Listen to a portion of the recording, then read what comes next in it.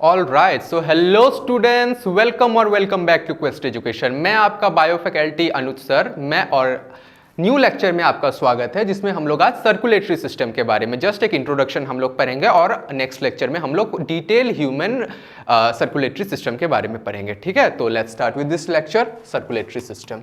ये मैंने एक डायग्राम बना के लाया था सर्कुलेटरी सिस्टम का, पर आपको तो पढ़ना है, तो हाँ, सर्कुलेटरी पाथवे।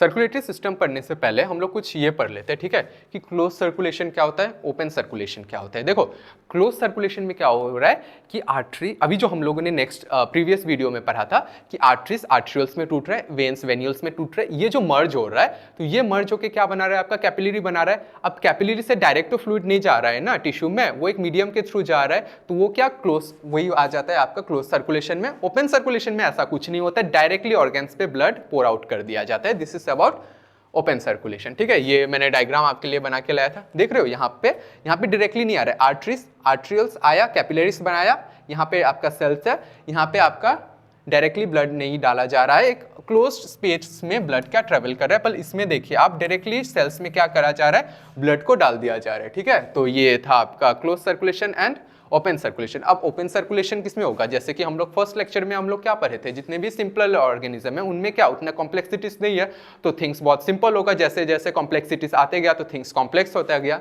तो सिंपल ऑर्गेनिज्म में डायरेक्टली ब्लड क्या हो जाता है, सेल्स में डाल दिया जाता है, जो कि हम लोग ओपन सर्कुलेशन बोलते हैं। जैसे कि उसका एग्जाम्पल में हम लोग पढ़ेंगे आर्थ्रोपोड्स, फ्यू मोलस्क, जिनमें कि ओपन सर्कुलेशन दिखते हैं। क्लोज सर्कुलेशन हम लोग किसमें देखेंगे, क्लोज सर्कुलेशन हम लोग एनिलेट्स एंड वर्टिब्रेट्स में देखेंगे। इसका इंपॉर्टेंस क्या हो जाएगा, ये फास्ट होता है, ये एफिशिएंट होता है। ह्यूमन में हम लोग क्लोज सर्कुलेशन ही पढ़ेंगे, जो कि हमारा नेक्स्ट टॉपिक होगा। या तो इस पे हम लोग एक क्वेश्चन कर लेते हैं। अच्छा, ये कराने से पहले मैं आपको एक चीज एक्सप्लेन कर देता हूँ।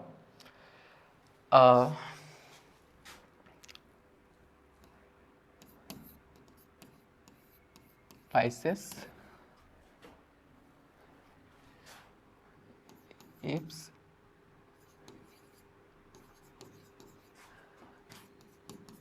and mammals,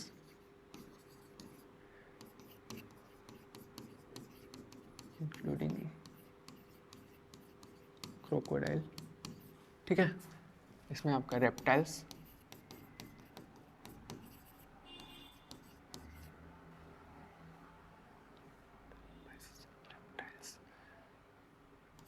amphibians.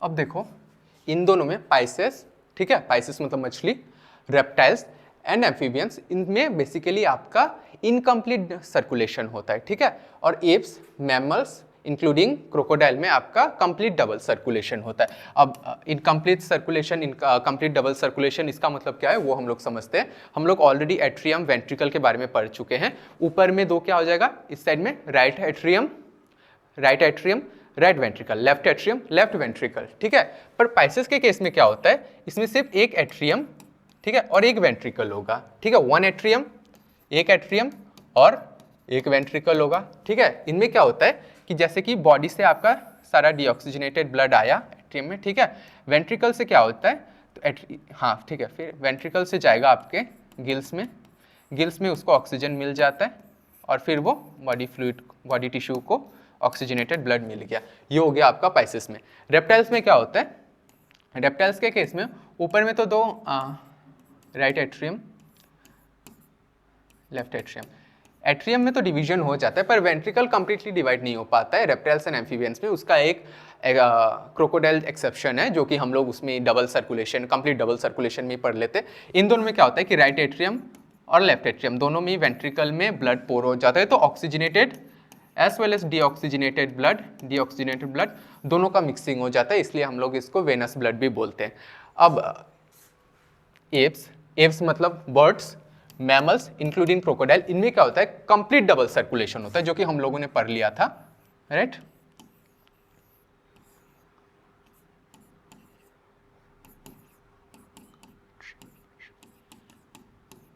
इनमें आपका एक right atrium, left atrium, right ventricle, left ventricle होता है। सबसे पहले आपके बॉडी से डीऑक्सीजनेटेड ब्लड आपका राइट एट्रियम में आया, राइट एट्रियम से वो गया आपका राइट वेंट्रिकल में, राइट वेंट्रिकल से फिर वो ऑक्सीजनेटेड होने के लिए कहाँ गया, लंग्स के पास गया, ठीक है। लंग्स में उसने ऑक्सीजन ले लिया, ऑक्सीजनेटेड ब्लड आपका लेफ्ट एट्रियम में आया, लेफ्ट एट्रियम से लेफ्ट वेंट्रिकल, लेफ्ट वेंट्रिकल से एओर्टा के थ्रू आपका वो डिफरेंट टिश्यूज पे जाके ऑक्सीजनेटेड ब्लड लेके गया, ठीक है।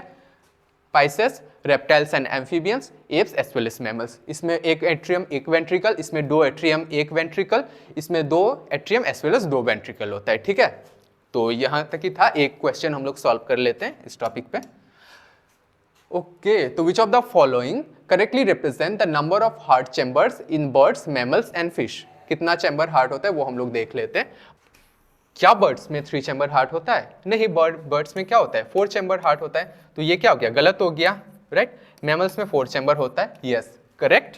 फिश में आपका 2 चैम्बर होता है, यस इट्स करेक्ट। तो रॉन्ग क्या हो गया, जस्ट ओनली ऑप्शन, इसमें क्या पूछा है, करेक्ट क्या है पूछा है, B and C are correct, both B and C are correct.